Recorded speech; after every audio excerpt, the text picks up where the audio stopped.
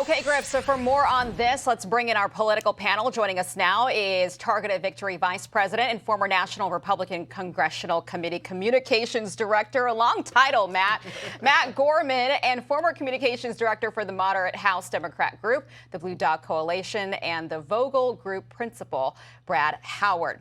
Brad, thank you for joining us. Let's get right to it. I want to start with Nevada, obviously. All eyes on Nevada because this could be it.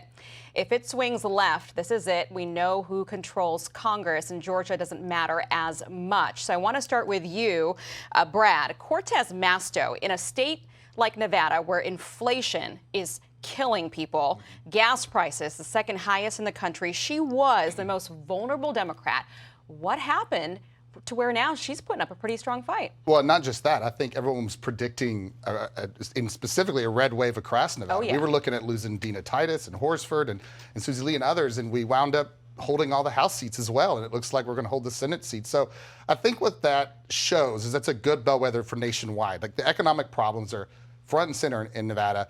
And I think Democrats did a good job in presenting real solutions to those plans. We passed the Inflation Reduction Act. We're starting to see just this week great economic news that inflation is coming down.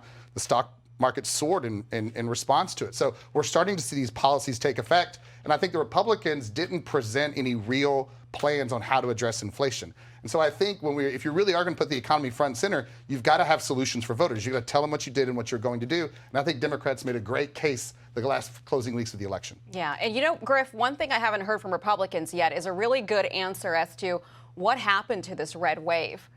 Well, and let's look at the map, because a little bit of what Jonathan Hunt was talking about, and Brad touched on this, when you think of Nevada, it's really election-wise typically thought of as two states, the state of Nevada and then Clark County, let me go back there, Clark County down here, which has Vegas, because there's a 2.2 million population down here that pales in comparison. The next largest is that Washoe County, which is only about 500,000 people. But you look at how narrowly close it is, the difference about 862 votes. The reason why Jonathan Hunt was saying that it's diminishing a little bit, and you've got Laxalt looking less optimistic, is because when you go into Clark County, you can see that Cortez Masto is still strong there. Certainly, difference of 44,000 votes there. When you look back at the presidential, by the way, Biden had quite a strong win here compared to if you go statewide and look at the presidential, it's much tighter. So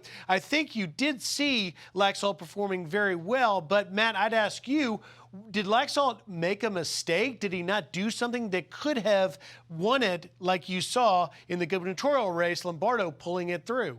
You know, I think one of the big keys to this race with Laxalt was really the inflation. You know, I don't think he pressed it as long as he could have, but also the state issues also really played a huge factor. In the gubernatorial race, Sisolak hesitated in reopening much of the state, obviously in a state where retail or casinos and that sort of thing is king. That was a more personalized issue against him that didn't have that same effect that had against Cortez Masto. Okay, let's switch to Georgia now, state that I just came from for 2 weeks, the Peach State, a lovely state, lovely people, a lot of great food too.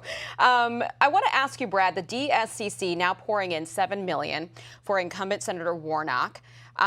He's got a lot of cash already, a ton. I mean, this broke records down there.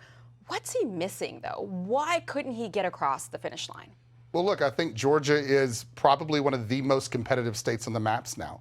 I think when the president won it in Georgia last time and we elected two Democratic senators from Georgia, I think that we saw the trends moving, but we finally got there. So I think it's just a competitive state. And I think in the closing days, if Democrats do indeed retake the Senate, Warnock's going to have to campaign on what he's going to do the next 6 years in Georgia. How is he going to address the issues? How is he going to represent the state?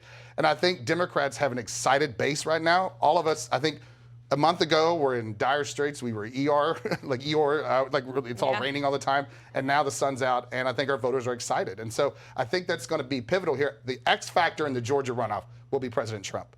How does he get involved? Does he excite the base? And so we're looking at a situation where is his announcement going to play in that race? I think those are things we'll be looking for. I'm not quite sure how that impacts the race. Do they want him to get involved? I think it depends. A lot's going to depend actually on Nevada. If we're going for the Senate majority, the 50th seat, and Laxalt somehow pulls out Nevada, I think you're going to see both bases amped. If we don't, and Nevada goes Democrat, and you're essentially playing for that 50th vote, that's going to be very different. The Republican base might be depressed regardless. Interesting. Griff? Well, let me just touch on one thing, and that is I think when we look at this December 6th runoff, let's look at Georgia, and you got to talk about, obviously, this area, the suburbs of Atlanta. We heard so much about suburban white women particularly, and their top issues seem to be inflation, although Warnock clearly won with the abortion message as they go into this runoff. Brad, how important is the way they now couch it with keeping in mind the role that suburban women play? Absolutely critical. And I think it's interesting as someone who's worked for the Blue Dog Democrats for so long and has run tough Democratic races in rural areas to hear abortion as a positive factor in a southern state. And I think it shows that women across this country are responding in a way that even I think Democrats and pollsters underestimated. And it was a driving force in a lot of these key races. You look at Abigail Spanberger in Virginia, she made abortion her closing message. I think it's just a reminder of what's at stake. And even though we have strong concerns about the day-to-day economic issues, like the right to choose for a lot of women in this country, they believe is fundamental, and that nothing else matters as much. And so I think as we go into this, abortion will be a powerful message for the base. Again, as you know, runoffs are base turnouts. And so you're kind of done swinging votes at that point. You want to drive out your base. You want to make sure the people that showed up previously show up again and just plus a little more. So they've got a lot of work to do in Georgia. Both sides do. This is going to be a very interesting race and a very expensive one. Yeah, and I do remember women telling me as they left the polling location, why did you vote? They said abortion. That was the only reason they came out. So you are...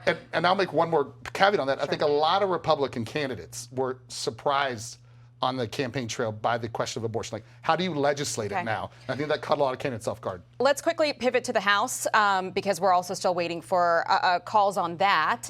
Matt, I want to ask you, this creates a tough situation for Leader McCarthy. He's going to have, if he wants speakership, if they do win the House, as it sounds like they're heading that way, he's going to have some heart-to-hearts and one-on-ones with people maybe that we didn't think he would have to. Yeah, the Freedom Caucus is going to want extract their pound of flesh for them to get the votes needed. Look, I think eventually he's going to get there, but what I would be more concerned about, regardless, there's always vacancies. Unfortunately, there's death, there's resignation, there's people who, are sick and can't make it. So there's always an amount of people who are just simply not on the House floor ready to vote. If that's a 2 or 3 seat margin, that's a huge issue for votes for McCarthy going forward. So that might be okay in the short term, but if we're a year in and there's an issue, that's what I would be worried about, candidly. Okay. Griff? Well, let's take a look quickly at the map, and you have so many of the races we're watching, but one of them that Alex Hoff touched on just a little bit is this race out in Colorado, if I can get that to come up for me, between Frisch and Boebert. You can see pretty close there, difference of about 1,100 votes. Brad, what does that race tell you? I think it's a good example of extremism isn't popular with swing voters. And I think a lot of folks in that district, Miss Boebert has a lot of a history of extreme rhetoric. And I think in an election cycle that is about kitchen table issues, when people want to hear policy solutions for the problems that are plaguing this country, everything from what's going on in Ukraine to gas prices here in the U.S. to inflation and reproductive rights, I think we're just kind of exhausted by the extremes of both sides. And I think in this district in particular, you have a great candidate running on the Democratic side. And so I think those factors kind of came together here in a very surprise night for Democrats in that district. I want to know from both of you, with 10 seconds left here, I think Americans surprised all of us. And I think they surprised the candidates as well in both parties. I want to start with you, Matt. What did you take away from what you saw on Tuesday night? Voters that somewhat disapproved of Biden went for his Democrats by 4 points. In the past, they went against the president in power by over 20. That was really surprising. Brad? I think 2 things. Number 1, it's a reminder, every vote matters. We have so many close races. Mm-hmm. And number 2, I think President Biden's leadership worked in this case. I mean, yes, he's struggling with some approval ratings, but he had an historic legislative accomplishments over the last 2 years, everything from infrastructure to dealing with inflation, climate change, gun safety, a litany of things. And so I think in the next 2 years, President Biden's going to have to continue to show that he can govern and if he wants to get reelected. All right, Matt, Brad, thank you so much for joining us. A lot more to get to. Griff, your magic hands over there on that board. I'm Steve Ducey. I'm Brian Kilmeade. And I'm Ainsley Earhart. And click here to subscribe to the Fox News YouTube page to catch our hottest interviews and most compelling analysis.